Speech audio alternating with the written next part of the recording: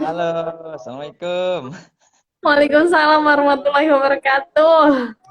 Ya, terpaksa kita pindah ruangan ke ruangan pribadi. Iya, sudah nggak apa-apa, Kak.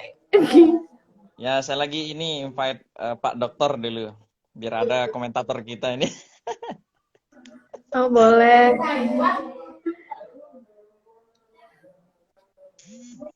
Pak dokter siapa, Kak? Dokter Said, Siapa? Dokter Said. Oh, Hmm, Mana sih pasukan ISI ini? Aduh, kenapa? pasukan ISI coba di chat dulu deh. Tenang. Bangga kakak sih yang punya acara, yang ngechat. Aduh, gimana ini? Hei. Halo, Bro Ahdar, Abang Said.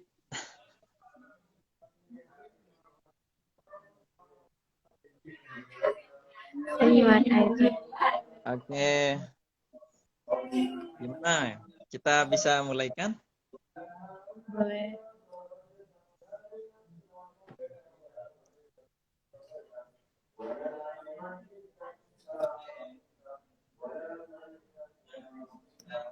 Oke, Assalamualaikum warahmatullahi wabarakatuh semua. Eh, Waalaikumsalam warahmatullahi wabarakatuh. Terima kasih udah nonton live kami. Ini terpaksa kami pindah ruangan ya ke akun pribadi karena ada kesalahan teknis dengan akun TGB Institute. Nah, ya, jadi diskusi kita eh, pakai akun pribadi saya sendiri yang selaku host. Eh, yang penting adalah bahwa kita bisa tetap jalan diskusi, bincang buku. Najila Shihab, betul nggak, Dek? Iya, betul. Nah, Bukunya Najila Shihab. judulnya apa judulnya lupa, memanusiakan. Memanusiakan hubungan. Ya, jadi ini nggak bisa dikompromi nih bocah ini. Ya, paham, paham.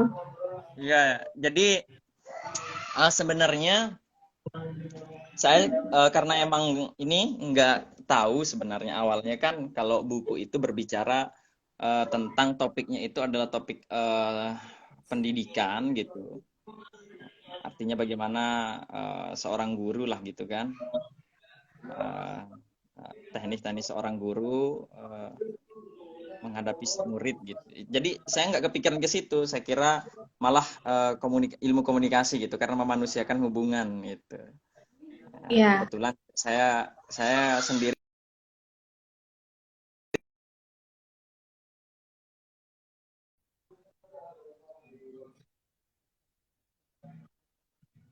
gitu, cuma jualan aja. Cuma Iya, kan saya pesennya kemarin juga dari Kak Alfian ya. kemarin udah dikasih tahu bahwa bukunya itu berbicara tentang pendidikan, tentang bagaimana teknik mengajar seorang guru yang baik, yang kebetulan sekali juga seperti dibilang kemarin itu sesuai dengan merdeka belajar itu, konsep merdeka belajar. Bahkan konsep merdeka belajar terinspirasi daripada buku pemikiran Najila Shihab gitu. Najila Shihab, betul. Nah, tapi ini loh, saya nggak mau lah intervensi terlalu ini, karena saya juga belum terlalu paham gitu kan buku itu, makanya kita pada malam hari ini bincang buku itu gitu. Uh, Gimana? Bisa kira-kira diambil alih oleh pemateri ini, pemantik kita lah gitu. Nanti kita minta yang pada hadir di sini ada Junial Rain, terus ini pakar pendidikan juga ini, Bang Mashur. Nah, beliau Mas sedang Hamnur, iya.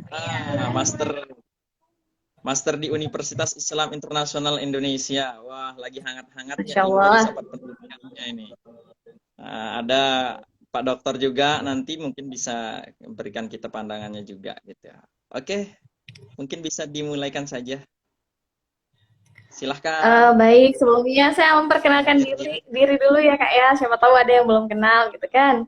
Ya, oh iya, Iya. ini salah jam ini. Oke, oke, langsung aja kalau begitu materi yang memperkenalkan Ah, dirinya. baik, terima kasih untuk Kalvian. Jadi atas waktunya, jadi kita bisa berbagi dan sharing terkait dengan isi dari bukunya Ibu Najela Shihab dan para komunitas guru belajar. Nah, saya kenalkan diri dulu ya. Kenalkan, nama saya Yolanda Guseptiana, biasa dipanggilnya Yolanda. Saya merupakan salah satu guru swasta di Lombok Timur. Ya, Assalamualaikum dokter. Ya, saya merupakan salah satu guru swasta di Lombok Timur, yaitu guru SD, ngajar di kelas 3. Kebetulan ini apa ya, bisa dibilang akan menjadi alumni pertama bagi SD yang ada di Lombok Timur gitu kan. Wow, wow. Ya, jadi langsung saja. Uh, Mungkin sebelum saya apa ya, ini memperkenalkan atau kita mengupas ataupun menerangkan terkait dengan isi dari buku Memanusiakan Hubungan dari Ibu Najela Shihab dan komunitas guru. Ada beberapa inspirasi yang membuat saya kenapa saya harus membaca. Pertama itu karena saya haus akan ilmu. Jujur, Wow. ya, Ini jujur dari master. S1 sadar akan kehausan akan ilmu itu setelah berada di pertengahan semester 2 ketika master di Malaysia.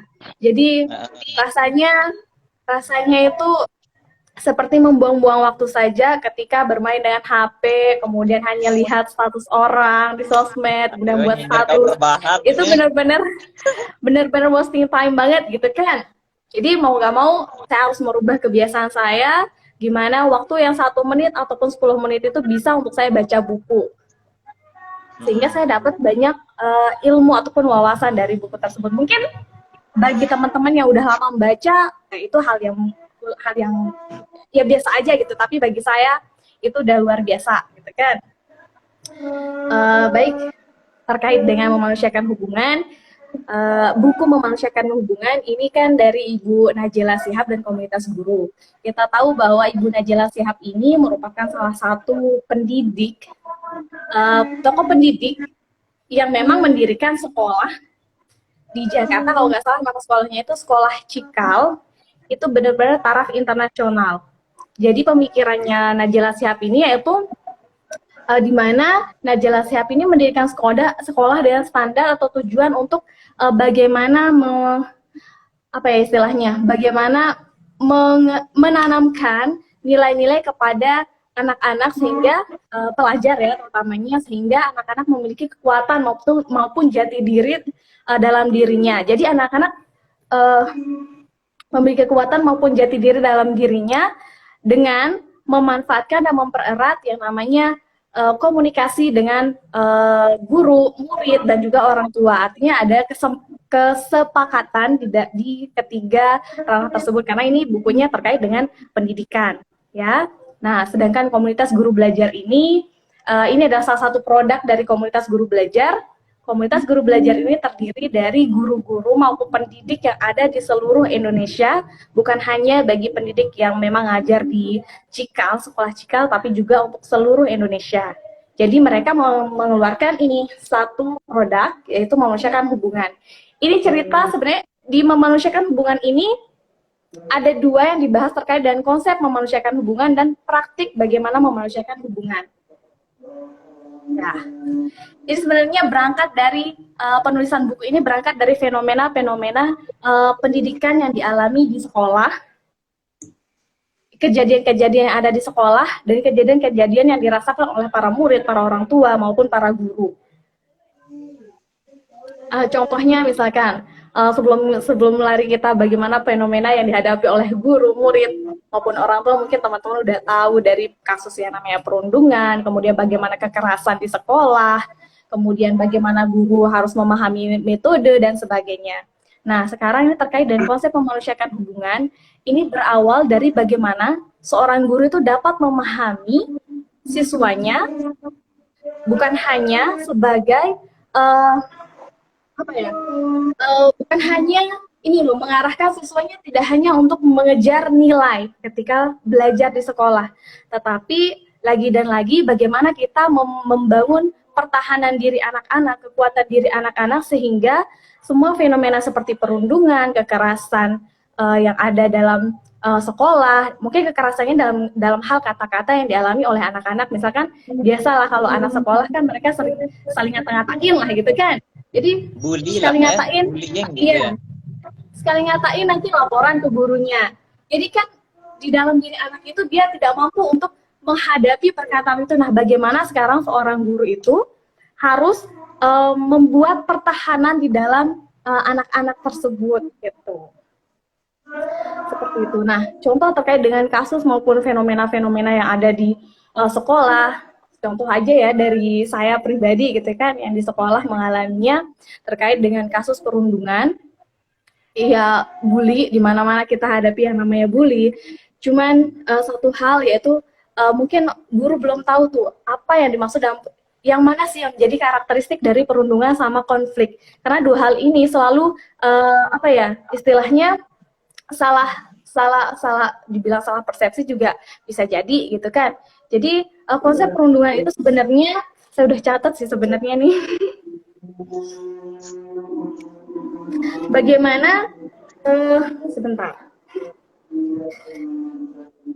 Jadi ada istilahnya kekuatan. Kalau perundungan itu berarti ada orang yang tidak memiliki kekuatan dan ada yang kejadian atau perilaku secara terus menerus atau berulang-ulang. Sedangkan konflik itu bisa membuat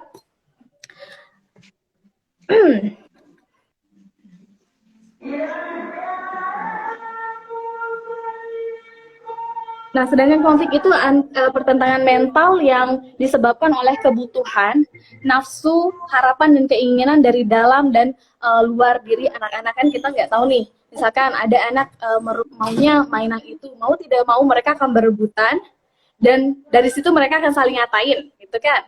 Tapi sebenarnya itu bukan perundungan, tapi itu hanyalah konflik, karena ada keinginan untuk mendapatkan mainan. Sedangkan kalau perundungan, itu yang tadi yaitu ada ketidakseimbangan kekuatan antara murid yang satu dengan murid yang satunya, antara si A sama si B, sehingga bisa guru-guru tuh mengatakan bahwa mereka ini saling ngatain nih, dia bilang si ini botak, dan itu ya si ini botak, dan ketika dikatakan bahwa dia ini botak, dia merasa kan tidak menerima tuh, dia merasa tidak menerima. Bu, kita ini dibully nih, dia bilang botak, hari ini dia bilang botak, besok beda lagi. Nah, kenapa dia mengatakan hal itu dan laporan? Karena memang belum ada kekuatan dalam diri anak itu untuk menghadapi yang namanya kata bisa dibilang dibecandain juga enggak juga gitu kan? Iya, iya, betul. Ya, seperti itu. Jadi sekarang ini yang perlu diperbaiki dari guru adalah untuk menghadapi semuanya adalah bagaimana komunikasi kita dengan si anak. Komunikasi dalam bentuk apa? Komunikasi yang bisa menguatkan si anak apabila mendengarkan kata-kata yang memang tidak lumrah bagi dia gitu kan untuk mendengarkannya.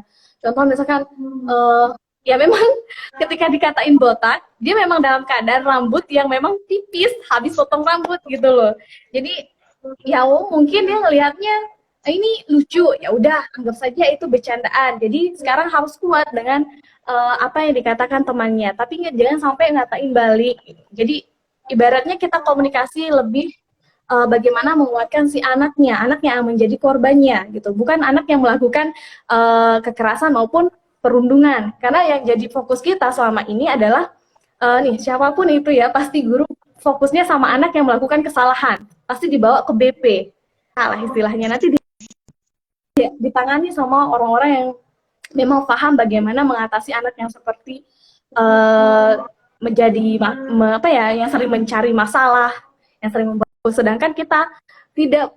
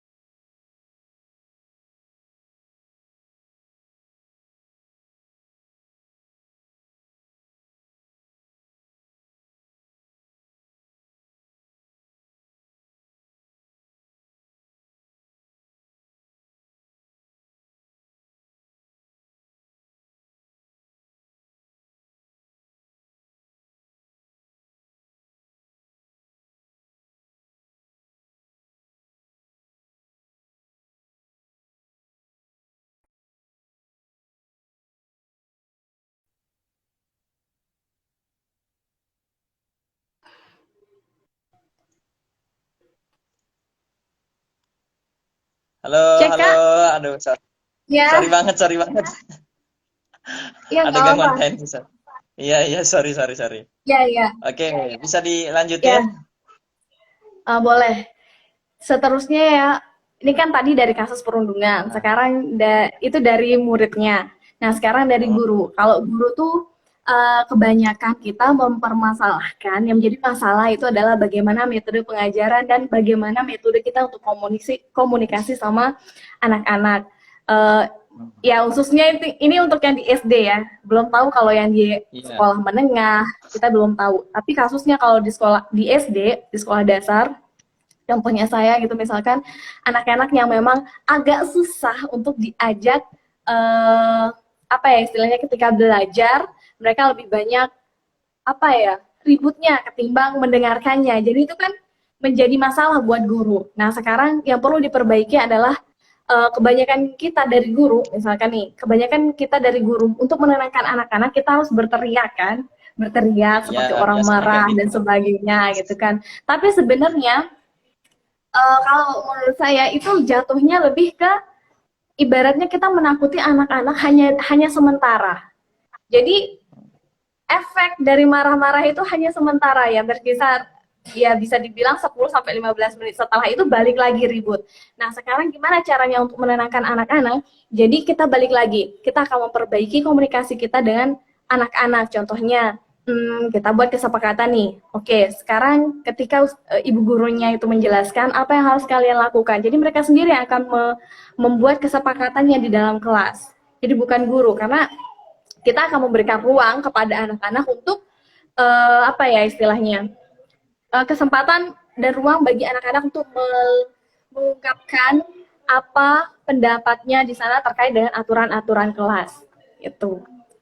Nah, seterusnya misalkan Artinya selain dari siswa itu ikut ya, terlibat gitu ya berarti. Siswa ya itu ikut betul. terlibat untuk membuat kesepakatan aturan yang ada di kelas itu gitu ya. Betul betul betul betul sekali. Nah, Hmm. selain itu, selain dari permasalahan siswa yang apa ya, yang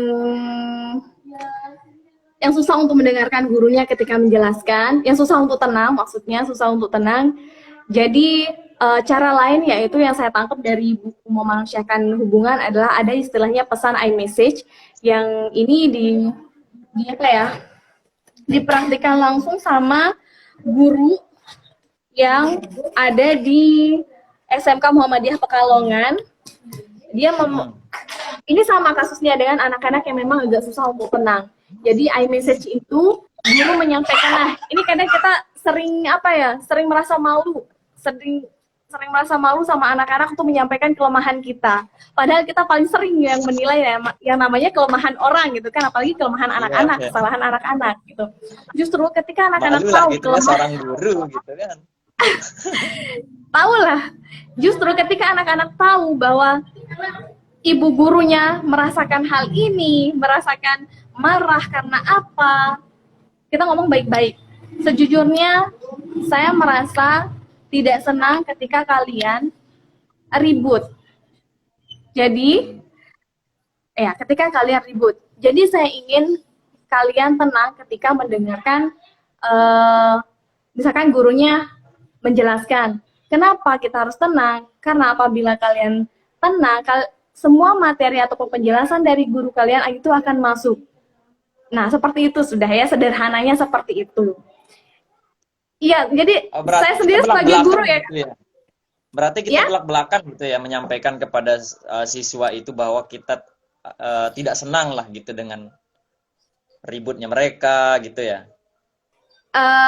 sama halnya seperti ya itu kan tergantung dari pribadinya. Kalau saya kan balik lagi ini ke bagaimana kita komunikasi ke anak-anaknya. Jadi kita akan membuat kesepakatan.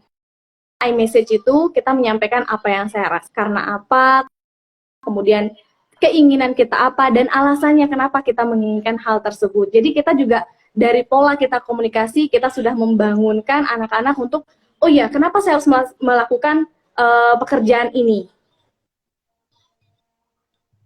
Itu membangunkan pola pola pikirnya lah istilahnya. Nah seperti itu Kak. Ya, mungkin ada pertanyaan kali ya. Oh ya, sebelum bertanya, jadi saya merasa apa ya, benar-benar suka banget sama buku ini karena sekolah saya ini sedang melakukan yang namanya sekolah penggerak.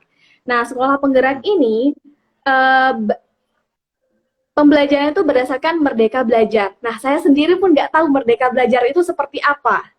Jadi, ketika saya membaca buku ini, wah, ngepas sekali. Semua apa yang ada di dalam penjelasan terkait dengan sekolah penggerak seperti Merdeka Belajar, bagaimana diferensiasi belajar, itu semuanya ada di sini. Jadi Merdeka Belajar itu bukan ibarat sih, Merdeka Belajar itu bukan hanya sekedar membebaskan anak memilih, ya memang sih membebaskan anak, konsepnya memilih apa yang sesuai dengan minatnya gitu kan. Cuman ketika kita meminta anak untuk memilih, mau tidak mau, sesuai dengan minatnya, mau tidak mau, kita juga akan memberikan ruang yang luas buat anak untuk belajar gitu kan Kak ya. Contoh misalnya untuk ruang belajarnya. Ruang belajar tidak kaku, hanya sekedar kursi sama meja.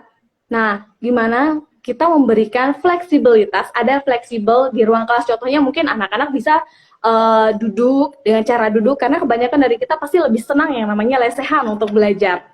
Karena kalau di kursi udah kaku, nggak bisa kesana kemari. Tapi kalau misalkan di karpet, itu apa ya, bisa membuat anak menjadi leluasa dan nyaman. Ya, seperti itu. Itu konsepnya Merdeka Belajar. Selain dari ruang belajar yang merdeka, ada juga misalkan pemberian tugas. Pemberian tugas itu misalkan contohnya yaitu ini. Misalnya, kita ambil contoh yaitu di Hari Pahlawan. Anak-anak mampu untuk mengenal dan menjelaskan pahlawan nasional. Nah, sekarang tugas kita apa? Kita akan memberikan ruang bagi anak-anak bagaimana cara mereka untuk mampu mengenalkan maupun menjelaskan siapa sih pahlawan nasional Indonesia. Itu tergantung dari minat mereka, ya kan? Minat sama kemampuan mereka. Ada mungkin yang bisa membuat lagu, ya silahkan kenalkan pahlawan Indonesia melalui lagu. Ada yang bisa menggambar, ada yang buat biografi, kemudian ada yang buat mungkin video dokumenter dan sebagainya. Karena kan kita nggak tahu kemampuan anak-anak ini seperti apa. Oleh sebab itu, konsep memanusiakan hubungan itu erat kaitannya sama bagaimana kita memahami karakteristik awal anak-anak. Makanya dalam sekolah penggerak itu wajib yang namanya diagnostik awal anak-anak. Diagnostiknya apa? Apa yang menjadi kemampuan mereka, kemudian emosional mereka, kognitif mereka, dan sebagainya. Oke. Apakah kemudian diceritakan nggak, disebutkan nggak, diterangkan nggak di dalam buku itu gitu? Apakah itu bisa diterapkan di semua apa namanya? Ini kan buku itu kan lebih banyak mengambil sampel, kalau menurut saya ya, lebih banyak mengambil sampel itu di daerah urban gitu, di perkotaan gitu kan. Apakah itu juga apa namanya, metode-metode yang dijelaskan di dalam buku itu bisa juga dipakai di apa namanya, zona-zona pedesaan lah gitu, di sekolah-sekolah pedesaan yang notabene-nya itu apa namanya, memiliki keterbatasan fasilitas dan sebagainya gitu.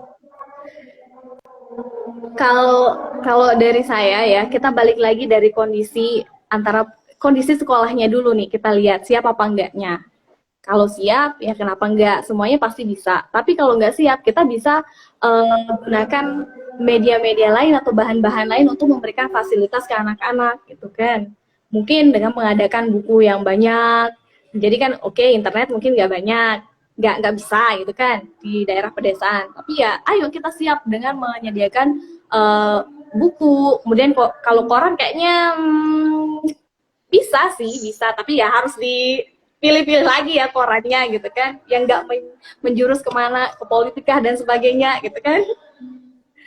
Dan satu lagi Kak, kaitannya dengan metode, ya enggak semua metode ini bisa untuk semua sekolah gitu kan. Contohnya saya, berdasarkan buku ini saya jadi teringin untuk menulis apa yang saya lakukan di sekolah gitu kan. Ayo tulis, nanti TGB Institute memfasilitasi untuk menerbitkan bukunya. Contoh misalnya nih Kak nih, kita metode pengajarannya ini berdasarkan apa ya? Saya mengembangkan metode pengajaran berdasarkan alat permainan mereka, sehari-hari mereka. Mungkin kalian kita sering tuh main yang namanya bottle flip, membalikan botol, ya kan? Jadi kan mereka main tapi nggak tahu mau ngapain gitu kan. Setelah itu, wih berdiri nih hebat gitu kan. Nah dari situ saya pakai nih, kenapa nggak? Yuk kita sama-sama buat lingkaran, kita main bottle flip. Tapi apa? Tujuannya apa? Kita sama-sama mengungkapkan apa yang menjadi kekurangan kita, kekurangan teman kita, dan apa yang kita perlukan. Nah, itu bentuk komunikasi antara guru sama siswa dan siswa dengan siswa. Jadi istilahnya battle flip-nya ini menilai kejujuran mereka masing-masing. Ya balik lagi apa yang ya kita lihat kesehariannya anak-anak di sekolah, cara bermainnya mereka itu seperti apa. Jadi di situ benar-benar tantangan buat guru ataupun pendidik mengembangkan metode pengajaran dan metode komunikasi dan sebagainya gitu. Ya, jangan terpaku sama metode-metode yang lama, itu aja. Oke. Oke, sebenarnya saya ingin bertanya lagi, tapi ada pertanyaan ini dari Ami. Ya, sepertinya ini di Ami ya. Yesi kayaknya. Ya, oh iya betul. Betul ya. Nih, hai kakak Ami kan baru banget dapat kesempatan ngajar di salah satu SD gitu. Wah, selamat Ami. Nah, menurut kalian as a teacher yang lebih berpengalaman, gimana cara kita memberikan first impression yang baik? Ya Allah. First impression. Wah. Gimana ya? Saya nggak terlalu berpengalaman ya. Hanya Bu Guru yang bisa jawab ini. Saya nggak terlalu berpengalaman, Kak. Terhitung beberapa bulan setelah itu pergi. Balik lagi baru beberapa bulan lagi ya. Tapi setidaknya first impression, kalau saya lebih kepada komunikasi. Jujur ya setelah balik dari Malaysia, Kak ya. Iya, jujur setelah balik dari Malaysia, memegang kembali anak-anak yang dulu adik pegang di kelas 1, sekarang udah kelas 3, itu beda rasanya. Beda rasanya gimana? Kok kayak ada sekat ya? Terus sekarang gimana ya caranya buat mereka betah sama saya, nyaman sama saya sebagai guru sama wali kelasnya? Jadi saya mulainya dari ini. Oke. Apalagi nih udah jam 12. Sekarang mau jam 12, kalian boleh keluar untuk wudhu. Setelah wudhu kalian sholat zuhur berjamaah. Selesai sholat berjamaah, Ustazah tunggu di sini di kelas untuk kita makan bareng. Makan siang bersama. Nah, dari situ mulai komunikasi terbangun gitu kan. Sorry, mau ke keponakan. Oke, terus. Ya, jadi dari makan bersama, jadi udah terbiasa. Jadi anak yang memang pulang kan kebetulan sekolah ini full day ya Kak ya. Ada beberapa anak kalau sudah sholat zuhur dijemput gitu kan. Cuman ketika budaya makan bersama di kelas, akhirnya dia memilih untuk diam di sekolah sampai sore. Nah, itu adalah bagian dari cara kita untuk ngambil perhatian mereka. Kalau yang nggak full day gimana? Kalau yang nggak full day, balik lagi ke komunikasinya Kak. Silahkan dengarkan apa yang menjadi curhatan anak-anaknya, dengarkan ceritanya. Tapi kalau terlalu imajinatif, silahkan dibalikan ke realnya, karena anak SD lebihnya ke real. Misalnya kayak gimana? Yang terlalu imajinatif, bukankah kita anak itu memang imajinatif gitu? Iya benar, imajinatif. Cuman kan kita nanti kasih kesempatan atau ruang buat imajinasinya mereka gitu. Misalkan buat cerita, buat dongeng dan sebagainya. Cuma kalau dalam kehidupan sehari-hari ya mereka harus lihat nih, realnya di tempat ini tidak ada putri. Kalian itu sama. Ya kan, ketika kalian sama, otomatis kalian punya hak yang sama di sekolah, kalian bermain mainan yang sama. Jadi kalau kalian bermain dan dia pengen main, ya silahkan, kalian harus berbagi. Gitu. Gitu sih. Itu sederhananya, Kak. Oke. Ya, first impression itu tergantung dari gimana kita komunikasi. Gitu aja sih. Berarti benar-benar ya diusahakan di first impression itu mesti komunikasinya benar-benar tepat gitu ya. Betul. Apa ya? Ada satu anak di sekolah ya Kak ya. Saya benar-benar nggak tahu kelas 1 lah istilahnya ya. Kelas 1 lah. Ya memang kelas 1 tapi saya tidak menyebutkan namanya ya. Kelas 1, jadi saya nggak tahu hari itu dia buat masalah. Oke. Saya cuma senyum ngeliatin dia buat masalah. Yang ngasih tahu sambil senyum-senyum, dan dia juga ngasih tahu sambil senyum-senyum. Awalnya ketemu di hari pertama itu dia nggak mau lihat, Kak. Dia bahkan nggak mau cerita. Cuma setelah ada masalah, nanya kenapa berbuat seperti ini sama temannya.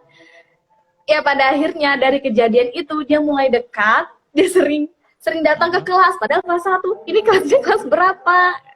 Kelas 1. Oh ya udah, mau belajar di kelas 3 enggak, tapi kita maunya belajar di kelas 3 sama guru gitu kan. Oh ya udah, belajar dulu yang benar, naik kelas 2, nanti di kelas 3 kita ketemu ya. Gitu. Gitu sih, Kak. Jadi larinya ke komunikasi kita gitu. Terlalu bersemangat ya. Saking first impressionnya jadi pengennya ngikutin Bu Guru Yolan aja gitu ya, dimanapun ngajar meskipun di kelas 6 kayaknya bakal ngikutin aja kayaknya. Ya Allah, iya coba Kak.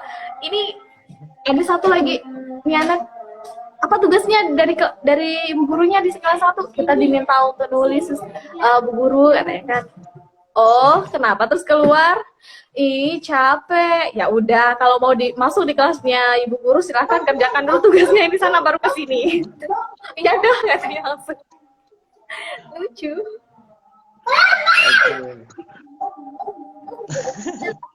Keponakan itu ya. Iya, Saya keponakan, ingin nyapa dulu yang masih bergabung di sini. Ada Lia Mulia. Suka banget cara penyampaiannya Kak Yolan. Terima Lina di kasih. geng kayaknya. Mbaknya Terima manis kasih, sih. Lin. Iya, terima kasih, Dani. Ada kawan saya juga Hamid Fadli. Lalu ada koordinator kita nih, Akak Deborah. Terima Model kasih, Bu Hakim CEO. ada juga. Ya, salam semua ya. Oke, saya ingin sedikit aja lagi sebelum kita akhiri lah gitu kan. Eh, ada nggak di situ di buku itu gitu kan? Saya sih lebih fokus ke ini, ingin membedah bukunya gitu. Dibahas bagaimana kemudian memanusiakan hubungan dalam konteks ini sebenarnya kan komunikasi antar guru dan siswa kan. Tadi saya banyak dapat pencerahan lah gitu yang berkaitan dengan menjadi guru, terutama sekali untuk anak SD gitu kan, primary. Dan saya sama sekali nggak punya pengalaman ini ngajar anak SD gitu. Saya pengalamannya sama anak SMA aja. Jadi anak SMA itu kan agak ini mirip-mirip anak kuliahan lah gitu, agak santai, komunikasi kita juga tidak terlalu ruwet gitu kan sama mereka itu, dan clear gitu. Kalau anak SD ini memang tantangan yang luar biasa, dan saya banyak mendapatkan pencerahan ini, dan mungkin meskipun mendapatkan pencerahan saya tidak bisa mempraktikannya gitu. Makanya luar biasa ya. Pertanyaan saya, ada nggak dalam buku itu dijelaskan bagaimana memanusiakan hubungan itu atau membangun komunikasi yang baik itu dengan siswa itu melalui melalui media? Ada nggak? Misalnya sekarang kan dari Zoom, dari Google Meet gitu, itu kan sudah mainstream banget, udah orang makainya itu. Kira-kira dijelasin nggak di situ tuh? Ada, tapi ini fullnya ini tatap muka, karena kalau dilihat dari dari penerbit, tahun terbitnya itu 2018. Jadi di sini Oh, oke, medianya itu belum pakainya pandemi ya. tahun terbitnya itu 2018 sebelum COVID. Nah, di sini Hmm. medianya untuk bagaimana manajemen mengatur komunikasi dengan anak-anak, ada yang melalui sticky note, kemudian seperti yang tadi iMessage langsung gitu. Itu sih, Kak. Tapi Bu, menurut Bu Guru Yolan sendiri kayak gimana ya untuk ini biar first impression-nya lah, seperti pertanyaan Ami tadi gitu kan, terus praktik-praktik metode yang tadi itu bisa berjalan. Menurut Bu Yolan nih, di luar buku itu gitu, kira-kira apa sih yang mesti dilakukan melalui media itu gitu? eh Pas baru pertama kali masuk, benar-benar baru pertama kali masuk ya, Kak ya, Hmm. di sekolah. Hmm. Oke, saya ambil dari kebiasaan atau budaya yang ada di sekolah. Yuk kita sambut anak baru datang dengan senyum. Salam, ya salam itu kan artinya ya ada rahmat dan kasih sayangnya Allah di situ. Ya itu aja sih kalau dari saya, salam, senyum, sapa itu first impression mereka di kita di guru. Cuman untuk selanjutnya ya kita harus mengembangkan lagi pola komunikasinya kita gitu di dalam kelas terutama. Tapi kayaknya mesti ini ya, pendampingan intens dari wali murid ya, kayaknya. Kalau Betul. yang ini menggunakan media gitu. Gimana maksudnya Kak? Berarti harus pendampingan ekstra gitu ya dari wali murid untuk yang penggunaan apa namanya komunikasi guru dan Zoom. ya melalui Zoom. Betul, betul. Betul sekali. Iya, benar. Jadi untuk first impression, jadi bukan hanya ke anak-anak, tapi juga orang tua. Jadi gimana kita nanya kabar orang tua, kemudian apa yang menjadi... Saya orangnya gimana ya, saya siap menerima masukan walaupun itu dari orang tua sendiri gitu loh. Karena kan itu untuk pengembangan diri sendiri juga sebagai guru gitu. Sebagai bahan penilaian dan refleksinya kita gitu. Jadi melalui sana, oh ya nih, enak nih sama ibu guru yang ini. Jadi apapun sarannya ya bisa ditampung gitu. Bisa diterima. Itu sih Kak. Ada saran ini, ada tanggapan dari Bu Guru Ami, Bu Guru yang udah jadi Bu Guru. Iya, Bu Guru Ami. Ya, udah mulai pengalaman pertamanya jadi guru. Bener banget, harus punya tenaga dan kesabaran ekstra kalau buat ngajar anak SD. Ya, banget, itu sebabnya. Banget Kak, karena banget. saya pribadi kurang punya kesabaran yang ekstra. Jadi saya nyerah duluan untuk ngajar anak SD itu. Kalau Bu Yolan sendiri gimana nih pengalamannya? Ya, ya harus ekstra sabar Kak, cuman nggak tahu ya. Setiap kali masuk kelas, antara suasana kelas dan kantor itu berbeda loh Kak. Kantor itu lebih ruwet, tapi masuk di kelas, yuk asik-asik aja yuk, gitu loh. Oh gitu. Iya, seru. Jadi saya ngerasa ya ngajar nggak hanya sekedar menyampaikan materi ya Kak ya kemarin. Ataupun yang dulu-dulu. Berarti gitu. Lebih ruwet sama orang tua ya daripada anak kecil ya? Kalau saya, ya benar, lebih ruwet sama orang tua. Karena keinginan orang tua itu banyak. Masalah orang tua itu lebih kompleks gitu kan, keinginannya banyak ya, gitu.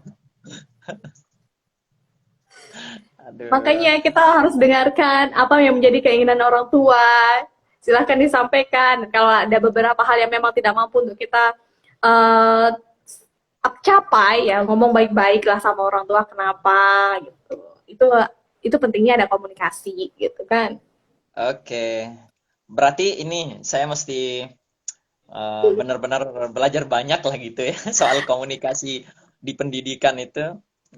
Iya Kak, saya juga belajar banyak. Komunikasi lebih banyak di konteks sosial kalau saya. Wah, nggak apa-apa lah.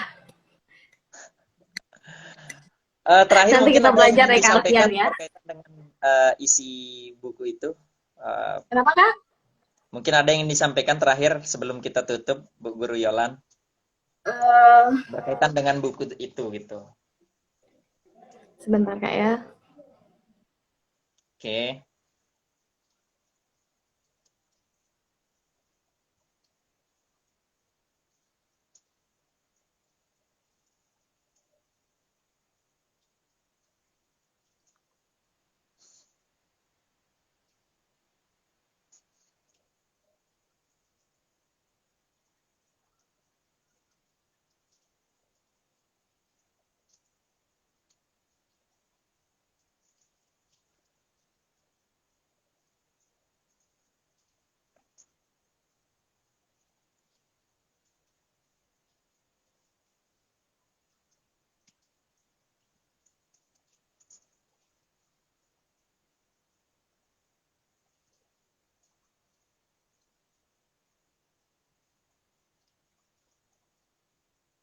Waduh, Bu Guru Yolan keluar. Kita invite lagi.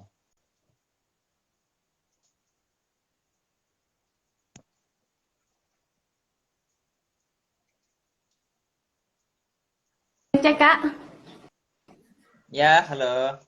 Ya, jadi Ini sedikit aja ya pesan dari bukunya itu semakin positif hubungan antara anak, orang tua dan guru, maka semakin sedikit yang namanya beban emosional maupun profesional yang dirasakan oleh guru maupun orang tua karena selama ini beban emosionalnya itu apa diuji sekali kesabaran kita terutama untuk pendidik gitu kan sama profesionalnya entah itu profesional dalam apa ya kerjaan ngurus administrasi belum lagi orang Waduh, tua dan itu tuh sebagainya itu itu yang saja lebih sih ruwet itu dari iya hadapnya kuatkan anak-anak itu. iya kuatkan Mumet kesabaran banget. benar benar benar kak benar itu aja kak sama satu lagi buat teman-teman yang pengen banget baca, silakan baca buku yang memang sesuai dengan kemampuannya untuk memahami apa maksud isi buku tersebut. Karena kalau terlalu tinggi takutnya nanti, duh jadi malas baca. Itu aja sih. Ya, yang sesuai lah gitu kan sama Ah, keilmuan betul. kita. Ilmu hal lah Betul, gitu. Kak. Artinya yang sesuai dengan apa yang kita butuhkan ya kita jadi seorang guru apalagi lebih-lebih guru anak-anak di primary school gitu di anak SD dan tentu buku yang tadi juga seperti kata Bu Guru Yolan itu sesuai banget ya untuk memberikan pandangan kita insight baru lah gitu untuk Betul. bagaimana kemudian menghadapi anak-anak agar kita lebih bukan hanya guru itu kemudian mengedepankan emosinya dalam mengajar itu, tapi benar-benar seperti seni lah gitu kan, seni mengatur Ah, komunikasi betul. itu agar kemudian anak-anak benar-benar kita perlakukan sebagai seorang manusia gitu. Makanya judul bukunya juga memanusiakan Memanusiakan. hubungan. Coba liatin dong Betul. bukunya sekali lagi. Aduh. Oh iya, Oke. tidak tidak melayani orang yang minjem, Kak. Jadi wajib kalau menurut saya itu wajib untuk dipegang gitu. Ya, Wajib ya, punya ya. biar enak oret-oretnya. Jadi kalau Bu Guru Yolan tidak melayani orang yang minjem, saya melayani orang yang beli. Ya,